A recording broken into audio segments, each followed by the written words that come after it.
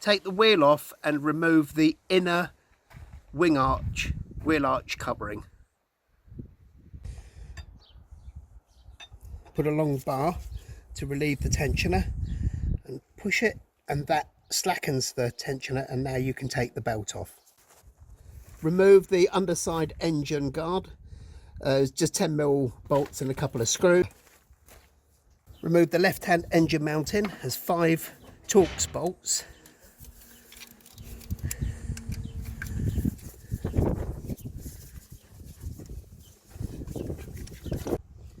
Removing diesel fuel lines, you pull up this little triangular plastic thing on the green and the white one, and then you push down on the outside.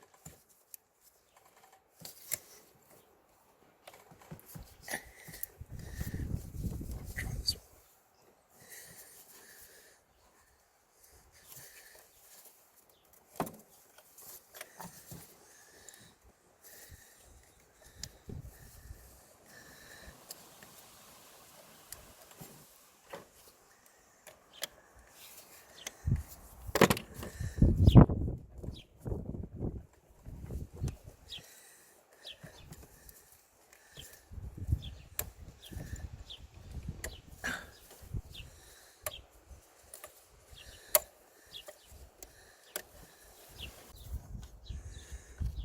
Remove the 2 screws that hold the harness on for the alternator. There's 2 Torx screws.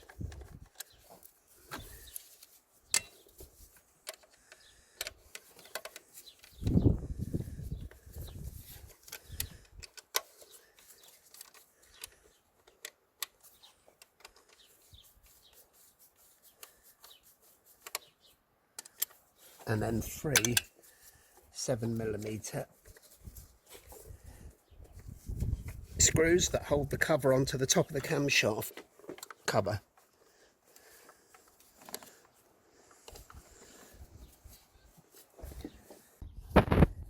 And undo the 4 screws, the 7mm socket that remove the cover, or undo the cover for the top, the camshaft cover. And just pull that off. Might be a little bit tight, so you could use a screwdriver because it's been sat there for a while.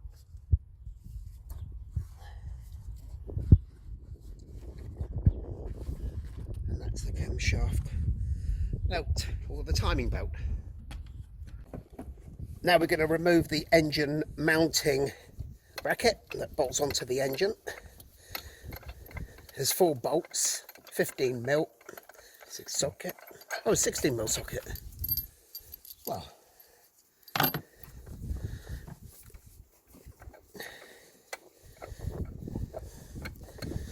not like this is a tank, but we've got enough bolts holding that in, and they're 24 meters long as well.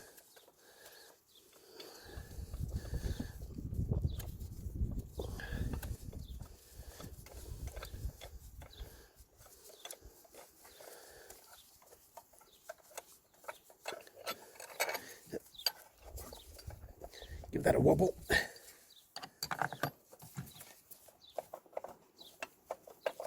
We'll leave that in there for now while we remove the bottom plate there. Remove the bottom pulley off the crankshaft. We've undone the bolt freeze. Remove the pulley. You can see how that's located. There's a little knockout in the back of the pulley.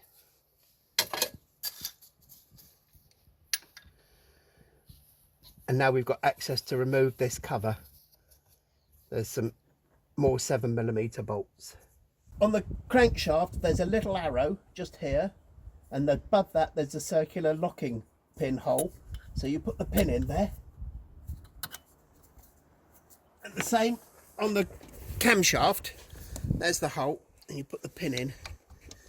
And then that locks the engine, stops it from moving while we change the camshaft belt, the timing belt.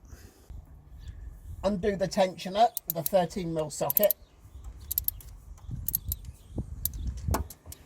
And then using an Allen key, you can loosen the tensioner.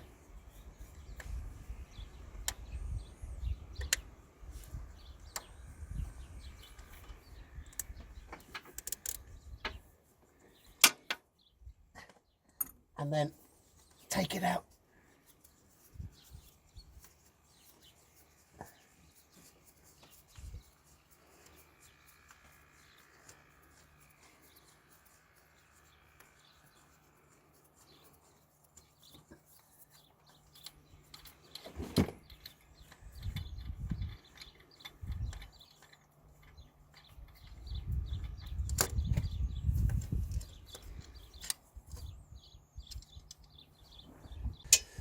Remove the timing sensor, 11mm socket.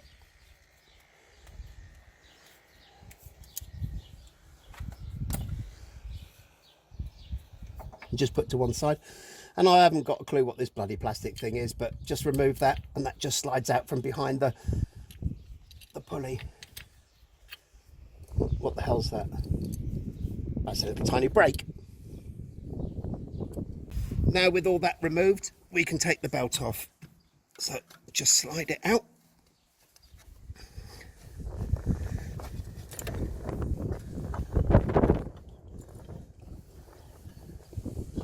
Making sure not to remove the pins.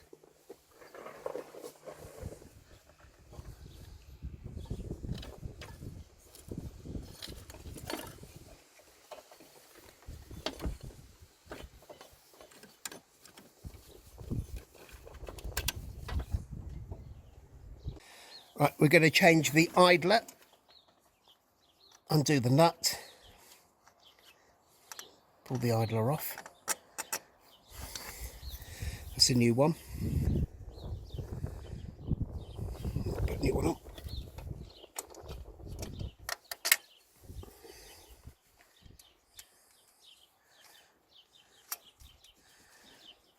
And now we're going to change the pump.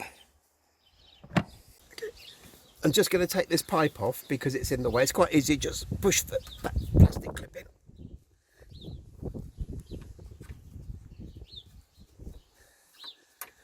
It just gives us more room, and this is a water pump that we're going to remove. I've loosened the bolts, so just take them out.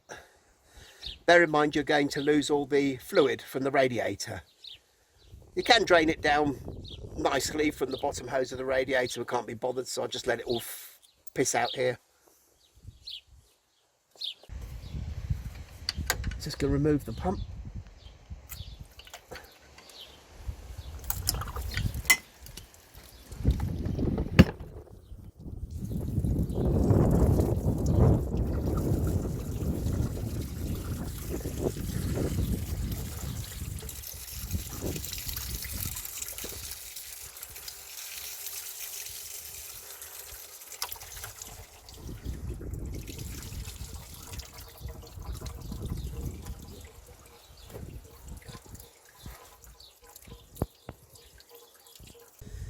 This is the old water pump we've taken off, and that's got a seal on it. But the new one has come with a rubber seal that fits in this groove. So you just push it in that groove. They just changed the design. So just make sure that's pushed in there like that. And then make sure that the mating surface, you've cleaned all the gasket sealer off of that. It's a nice flat mating surface. Don't use anything abrasive. You can just use your fingernail to scrape that off, or a piece of plastic or something, or a very flat Stanley knife, as long as you don't chop your arm off while doing it. Okay, now put the pump in.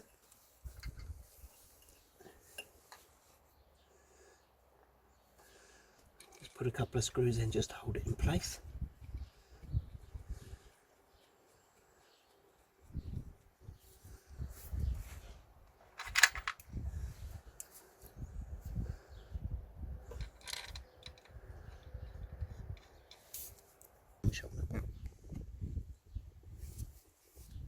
Good. Now, to tighten the pump up, we're just evenly tight as we go round the pump. Just a little bit of a turn on each screw. Slowly tighten them up so it draws the pump in evenly, squashes the seal evenly.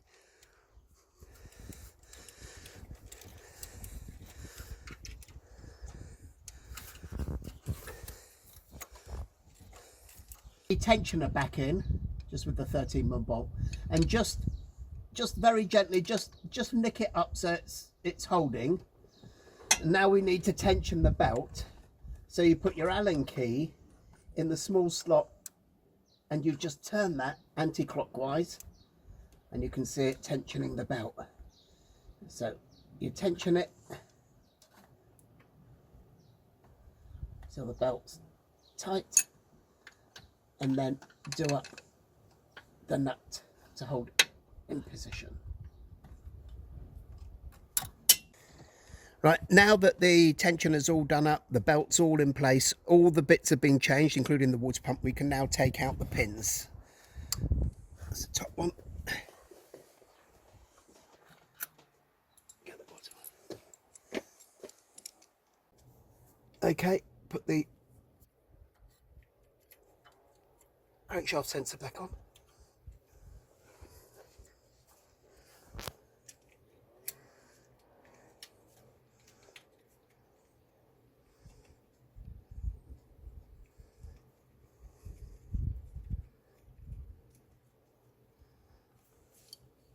Put this funny little plastic thing back in that I don't know what does.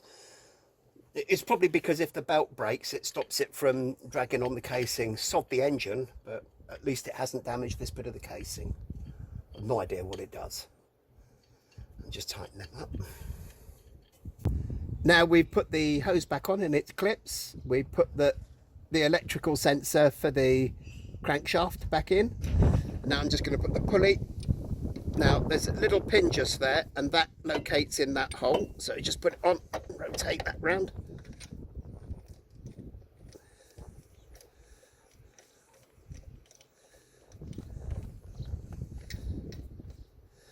We can tighten that up in a minute, and then we can put the new belt on for the alternator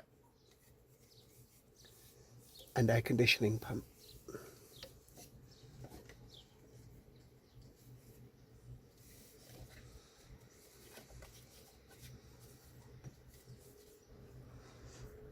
And we need to undo the tensioner so we can put the belt on.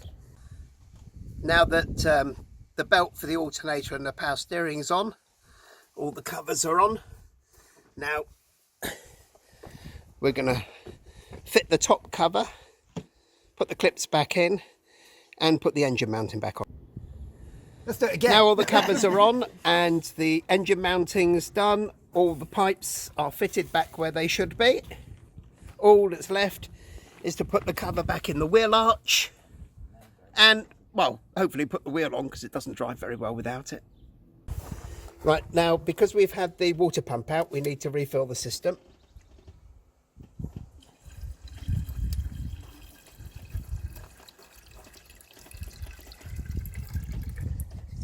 And then we need to bleed the system, and underneath where the air filter's connected, you'll find that right here is a little tiny, it looks like the cap off your valve from the wheel, and you just unscrew that and take that out, and water should come out. If it's just air, then leave it until water starts to come out and then screw it back on, and then you've bled the system.